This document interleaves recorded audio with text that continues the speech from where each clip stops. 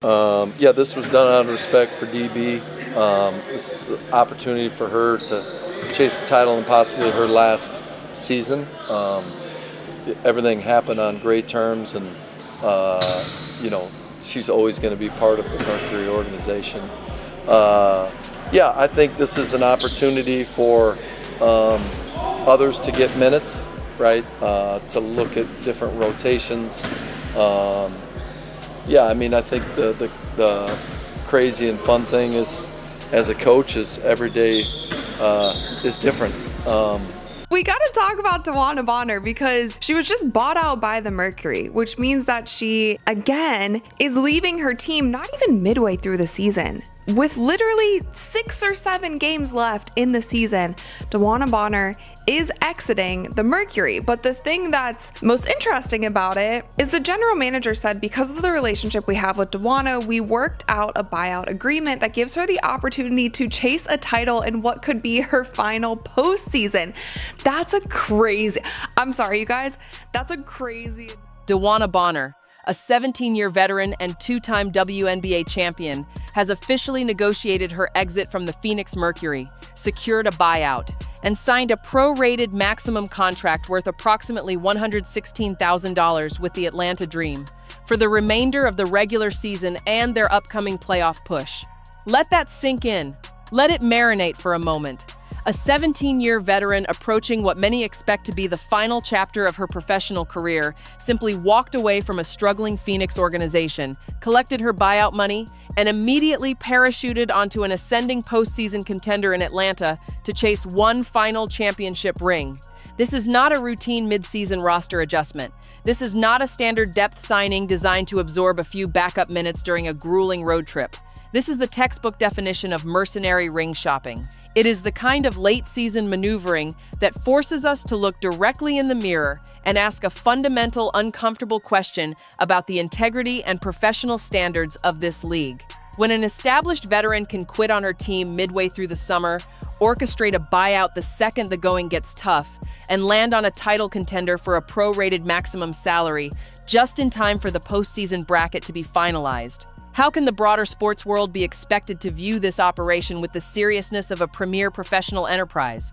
Look at the mechanics of how this unfolded. Let's go to how Atlanta would benefit if they had DeWanna Bonner.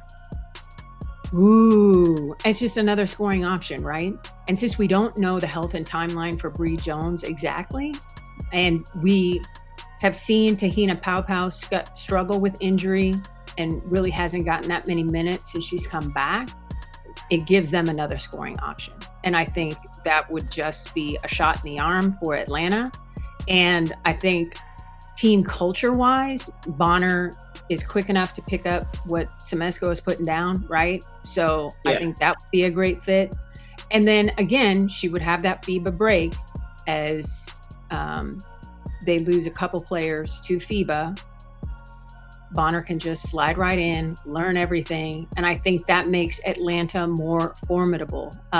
According to reporting broken by Annie Costable and circulated across every major sports desk, Bonner's deal gives the Dream an immediate injection of veteran postseason experience at a bargain basement prorated price tag of roughly $116,000. The 38-year-old forward saw the writing on the wall in Phoenix, recognized that the Mercury were nowhere near championship contention, and decided to execute the exact same blueprint we have seen before.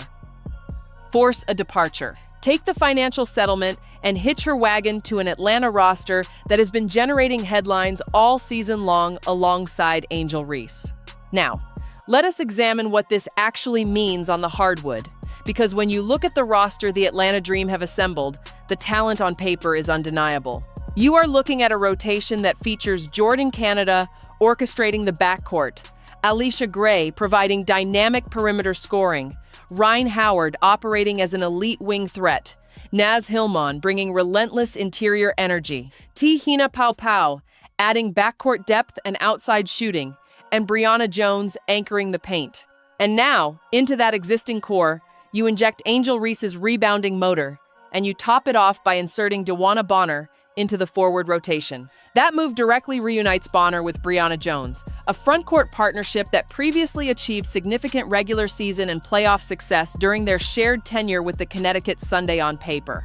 It looks like a frontcourt fortified with veteran championship pedigree, interior length, and physical depth. Analysts are already rushing to television panels to label Bonner and Reese as a new dominant frontcourt tandem, hailing the signing as a masterstroke of front office aggression that cements Atlanta as a legitimate, terrifying title threat. They are calling them the new Twin Towers. They are acting as though Atlanta just solved the entire puzzle of postseason basketball. But let us inject some objective, cold-blooded reality into this conversation, because paper rosters do not win playoff series, and manufactured hype does not survive the crucible of postseason execution. When the postseason begins, the likelihood of the Atlanta Dream colliding directly with Caitlin Clark and the Indiana Fever sits at an overwhelming 80 to 90%. That is the playoff matchup the entire basketball world is anticipating. That is the series the television networks are craving. That is the box office collision that will command the attention of millions of viewers across the globe. And when that series tips off, all the mercenary contracts, all the front office maneuvers, and all the late-season buyout acquisitions will have to stand on the hardwood against the most dangerous, transcendent offensive force the women's game has ever seen. Consider the tactical reality of that potential matchup, because the matchup problems do not favor Atlanta the way the surface-level commentators believe. For all the noise surrounding Atlanta's newly assembled frontcourt, the Indiana Fever present a specific, devastating structural counter. When Angel Reese steps onto the floor against Indiana, the narrative completely shifts. The inflated 20-rebound anomaly disappears.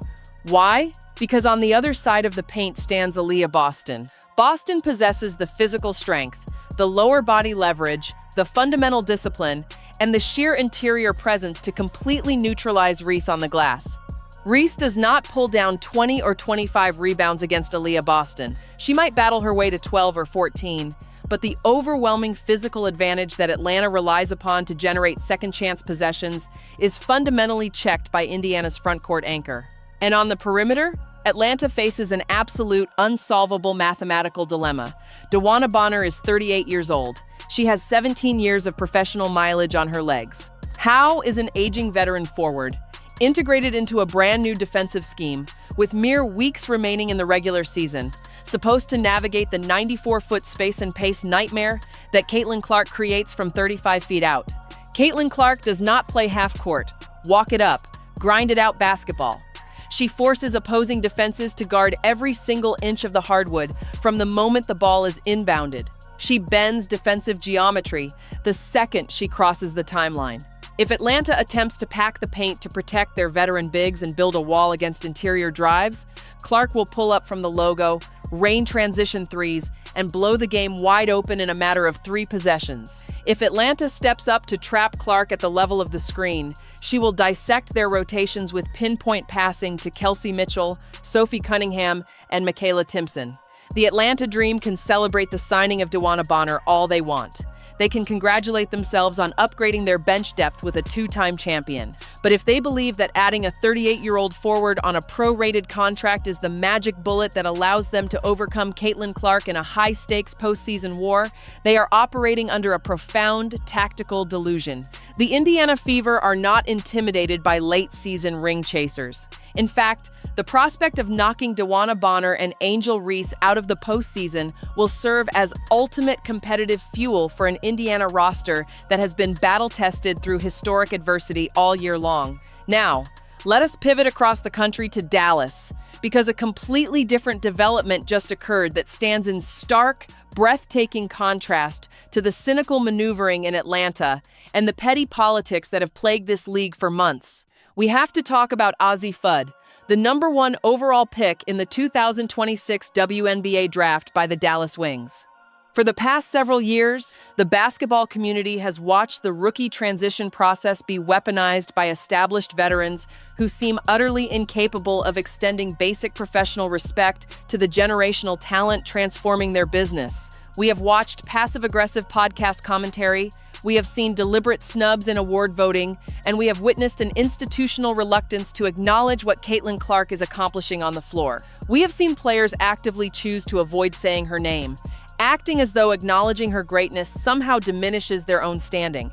And then, Azie Fud, a rookie, a rival, a #1 overall draft pick, carrying the weight of her own immense expectations, sat down for an in-depth interview with WFAA on YouTube, looked directly into the camera, and completely shattered the culture of silence with total, unvarnished honesty.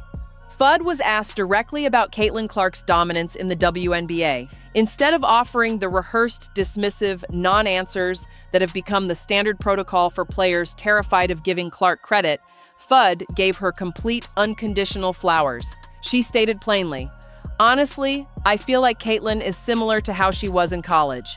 To do what she's doing is difficult. So to see her create the way that she is, to hit the shots that she's hitting, to play with the poise, it's impressive. Let those words land. Let them marinate. To do what she's doing is difficult. To see her create, to hit the shots that she's hitting, to play with the poise, it's impressive." That is the voice of an authentic competitor. That is the voice of a young athlete who possesses the humility, the basketball IQ, and the professional security to call a spade a spade. Azie Fud did not let ego cloud her analysis. She did not feel threatened by Clark's historic production. She did not attempt to diminish Clark's achievements by hiding behind tired cliches or qualifying her praise with backhanded compliments. She simply stated the objective truth. What Caitlin Clark is doing to professional defenses every single night is historically unprecedented, breathtakingly difficult, and deserving of profound respect. Think about the context surrounding Azie Fud's perspective, because it gives her words immense weight. Fud entered this league carrying the suffocating pressure of being the #1 overall draft selection. She has navigated a brutal uphill battle with collegiate knee injuries, extensive rehabilitation, and the grueling expectations of transitioning to the professional ranks. When she made her official WNBA debut for the Dallas Wings against the Indiana Fever, she stepped directly into the fire. In that debut matchup, Fud played limited minutes off the bench, scored her very first professional basket, and finished with 3 points in a hard-fought Dallas victory where Clark delivered a 20-point performance while missing a contested game winner at the buzzer. Fud stood on that hardwood. She shared the floor with Clark. She witnessed the defensive traps, the full-court ball pressure, the constant physical targeting, and the sheer gravity that Clark commands on every single possession.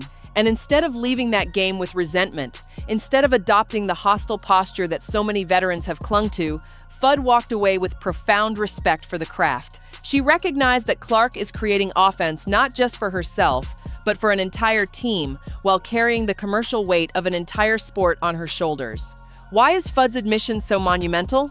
Because it completely exposes the artificiality of the anti-Clark sentiment that has been curated by the league's old guard. For 2 full seasons, we have been told by certain commentators, certain media panels, and certain veteran players that the attention surrounding Caitlin Clark is unearned, that she is merely the beneficiary of marketing machines, and that her game does not warrant the historic acclaim it receives.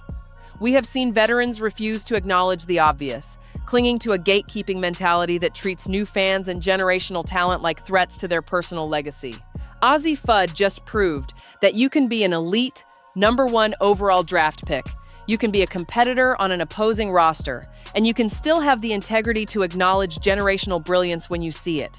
Fud's comments demonstrate a level of maturity that puts the league's veteran establishment to absolute shame. She did what so many 10-year veterans have refused to do. She acknowledged the sheer difficulty of the standard Clark is setting. Look at the 2 diverging paths currently defining the WNBA. On one path, you have the opportunistic, cynical maneuvering of players like DeWanna Bonner, a 17-year veteran who decides that competing through adversity in Phoenix is too difficult, demands a buyout, and takes a pro-rated maximum contract in Atlanta to ride the coattails of an emerging contender.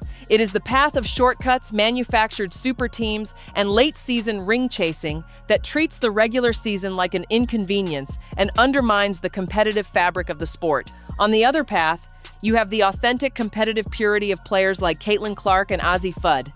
Athletes who understand that greatness is not given, It is earned through relentless execution on the floor. Athletes who recognize that the growth of this league depends on elevating the standard of play, respecting the paying consumer, and honoring the craft of basketball above personal egos.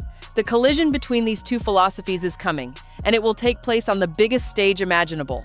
When the postseason arrives, when the lights are at their absolute brightest, all the buyout negotiations in Phoenix and all the $116,000 contracts in Atlanta will mean nothing. The Atlanta Dream can assemble all the veteran pieces they want. They can roll out DeWanna Bonner, they can roll out Brianna Jones, and they can roll out Angel Reese. They can talk about Twin Towers, they can boast about playoff experience, and they can celebrate their late-season roster additions. But when the ball is tipped, they will have to account for 40 minutes against a generational superstar who is currently orchestrating the most prolific offensive attack in basketball history. They will have to guard Caitlin Clark from 35 feet out. They will have to rotate against an Indiana offense that punishes every single defensive mistake.